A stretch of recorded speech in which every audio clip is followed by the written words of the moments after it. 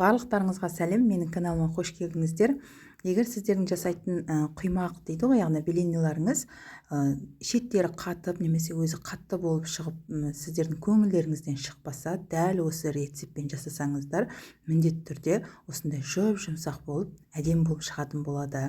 Видеоны өткізбей соңына дейін қараңыздар, және де менің каналымды қолдап тіркеле кетіңіздер. Бізге қажетті заттарын, мөлшерін, грамын барлығын описаниеға жазып қалдырамын.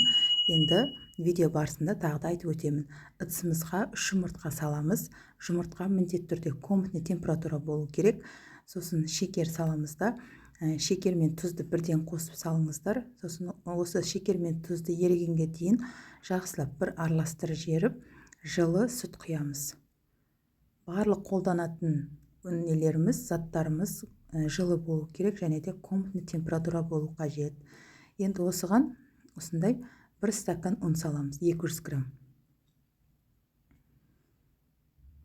Байқаған болсаңыздар, стаканмен сүттің граммы барлығы бірдей стаканмен салып жатырмын. Енді ұнды бірден салып жібермеңіздер, бөліп 3-ке бөліп салып отырып, осылай жақсылап араластырып аламыз. Енді қараңыздар, осындай шамалы қоюлау болып тұр. Біз бұған енді қайнап тұрған 1 стакан су құямыз. Міндетті түрде су қайнап тұрған ыстық болу қажет. Басында айтып өттім, бұл беленеге ешқандай разрыхлитель сода қоспаймыз. Сосын 2-3 ас қасықтай пісте май қосамыз. Описаниеға жазып қалдырамын, қанша екен. Мінеге сұйықтығы осындай болып шығады ғой. Осындай сұйық болып дайын болды. Енді қызып тұрған табаға салып пісіретін боламыз. Міндетті түрде табаларыңыз қызып тұрған болу қажет. Енді белененің жұқа немесе қалың, үлкен кіші болып шығуы ол сіздің пісіретін табаға және де өздеріңіздің осындай құйғандарыңызға байланысты болып шығады.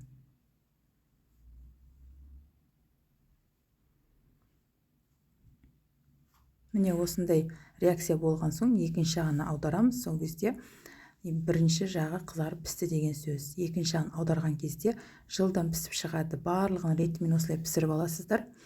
Сізді ойлағандай осындай жұмсақ белене дайын болады.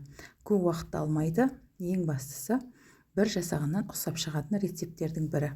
Егер рецепт ұнаған болса, өз пікірлеріңізді жаза отырыңыздар. Ас болсын!